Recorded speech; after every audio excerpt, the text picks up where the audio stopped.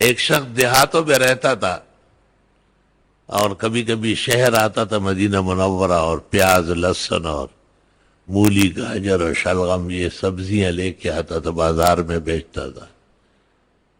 جناب رسول اللہ صلی اللہ علیہ وسلم کے لیے بھی لے کے آتا تھا۔ آپ بہت خوش ہوتے، اس کو دیکھ کے کہتے تھے ھذا بدوینا ونحن حضارتہ، یہ ہمارا جنگلی دوست ہے، ہم اس کے شہری دوست۔ وہ ایسا خوش ہوتا تھا، فخر کرتا تھا کہ اللہ کے رسول نبی آخر الزمان مجھ سے محبت کرتے ہیں۔ ایک دن وہ بازار میں بیٹھا ہوا تھا، سبزی لگائی تھی بیچنے کے لیے، حضرت صلی اللہ علیہ وسلم پیچھے سے آیا اور آرام سے ساتھ بیٹھ گئے اور ان کے ہاتھوں پر، آنکھوں پر ہاتھ رکھا اور سینے سے ملایا، کہا من یشتری ھذا العبد، غلام بیچنا ہے، کوئی خریدنے والا ہے؟ اس نے کہا کہ ایسا کالا کلوٹا بد شکل کون خریدے گا؟ آپ نے کہا ولیکن انت عند اللہ غال، اللہ تعالیٰ کے ہم بہت قیمتی ہو، بیش بہا ہو، نبی آخر الزمان آپ سے محبت کرتے۔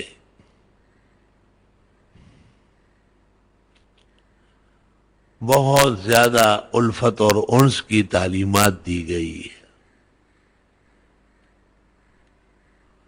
اور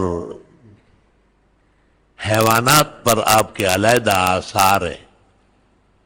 احادیث میں شکایت الجمل کا ایک قصہ آ رہا ہے، بعض محدثین اس پر کلام کرتے اور اکثر تسلیم کرتے۔ شیخ زاہد الکوثری نے بھی اس کی اسانید تسلیم کی ہے۔ اور اس میں ایک اونٹ آپ کے سامنے آ کے زمین پر لیٹ گیا اور سر زمین پر ایسا مار رہا۔ آپ نے اس کے مالک کو طلب کیا اور فرمایا یہ اونٹ شکایت کر رہا ہے کہ مجھے چارہ نہیں دیتے، کام بہت لیتے۔ فرمایا اس کے ساتھ انصاف کرو، قیامت کا دن آنے والا ہے، ایسا نہ ہو کہ اس کے حساب کتاب میں روک لیے جاؤ۔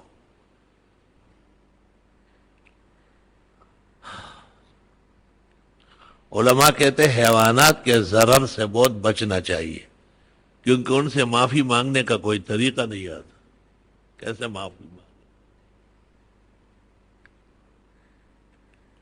انسان سے تو آپ کہہ دے گا، اس کو خوش کر دے گا، انعام و اکرام کر دے گا، لیکن حیوان کو ناراض کر کے اور ظلم کر کے کس طرح اس کو منایا جائے گا؟ احادیث میں ہے کہ آپ کے ساتھ صحابہ چل رہے تھے اور کچھ پرندے بھی ساتھ ساتھ اڑ رہے تھے۔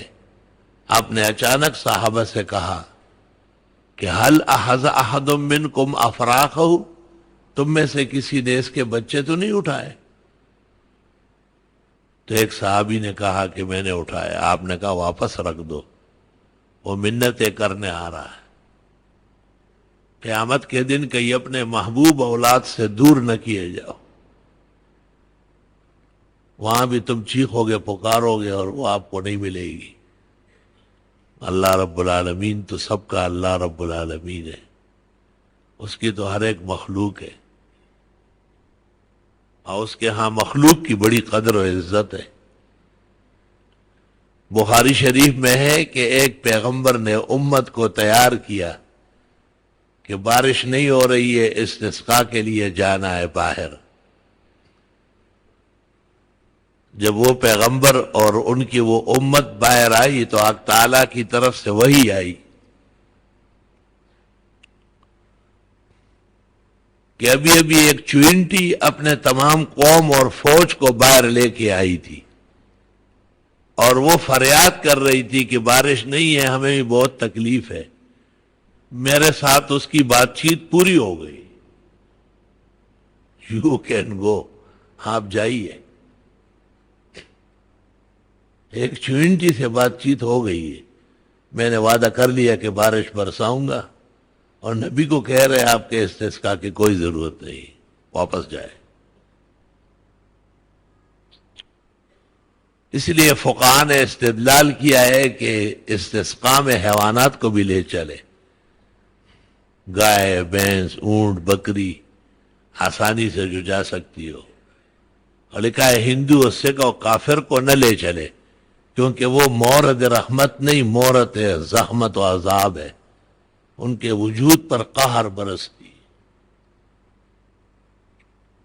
ہماری جو معتبرات ہے فقہ کی، جیسے شرح تجرید ہے اور طول ہے اور یہ اناسی ہے اور اجناس ہے، اور ان میں سب میں لکھا ہے صلاۃ الاستسقاء میں مناسب ہے کہ دیگر حیوانات بھی ساتھ نکلے اور وہ بھی ایک طرف کھڑے ہو جائے اور لوگ نماز استسقاء پڑھ لے، امام خطبہ دے، لوگوں کو واعظ کرے خیر خیرات حسنات کا، تاکہ اللہ تعالیٰ مہربان ہو جائے اور بارش برسائے۔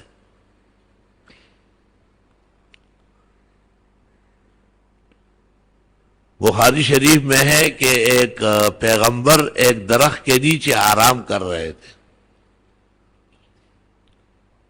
وہاں ایک چوینٹی نے ان کو کاٹا اور حضرت پیغمبر کا جسم مبارک سوج گیا، سرخ ہو گیا اور تکلیف ہو رہی تھی۔ بخاری شریف میں رقیۃ النمل آیا ہے، چوینٹی کے کاٹنے سے دم کرنے کا طریقہ۔ تو اس پیغمبر نے سوچا کہ یہ ایک موذی جانور ہے، چنانچہ انہوں نے، معلوم تو تھا نہیں کہ کون سی چوینٹی ہے، تو پورا جو بل تھا ان کا سارا جلا دیا۔